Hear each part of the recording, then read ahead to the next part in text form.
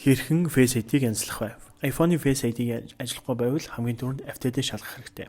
Setting руу ороод General-ыг сонгоод Software FTD-г сонгоод хэрвээ FTD нь алдаа заасан байх юм бол download хийж install хийх хэрэгтэй. Дараагийн тохиргоо Face ID setting-ийг шалгах. Setting руу ороод доошоо scroll-доод Face ID passcode-ыг сонгоно. 4 орны кодыг хийгээд нэвтрэнэ. Дараах 4 сонголт чек болсон байх хэрэгтэй. iPhone Unlock, iTunes, Payments and Password гэсэн 4 сонголт чек болсон байх хэрэгтэй. Дараагийн алхам бол таны уртлын камер бохирдсон тохиолдолд Face ID танихгүй байх магадaltaй. Тийм учраас нүүрэн хэсгээ сайн арчаарай. Дараагийн арга бол төхөөрөмжийг старт хийх хэрэгтэй. Хажуу талын товч болон доотлын товчийг зэрэг дарснараа унтрах сонголт гарч ирнэ.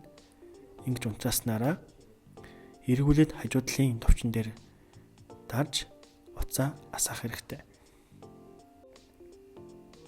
Хэрвээ энэ арга ажиллахгүй байх юм бол дараагийн хувилбар бол дахин өөр хувилбараар нүүр уншуулах хэрэгтэй.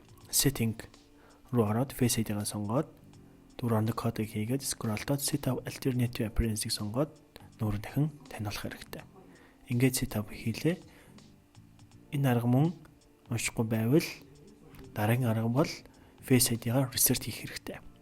Face ID-г доош scroll-доод Reset Face ID гэсэн сонголтыг хийнэ. Ингээд дахин setup хийж нүүрээ уншуулад суулгах хэрэгтэй.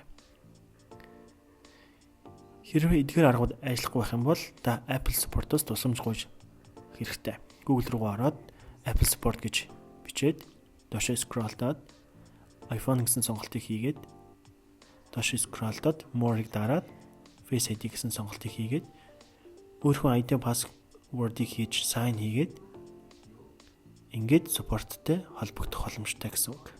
Дараагийн бичлэгээр уулзцгаая.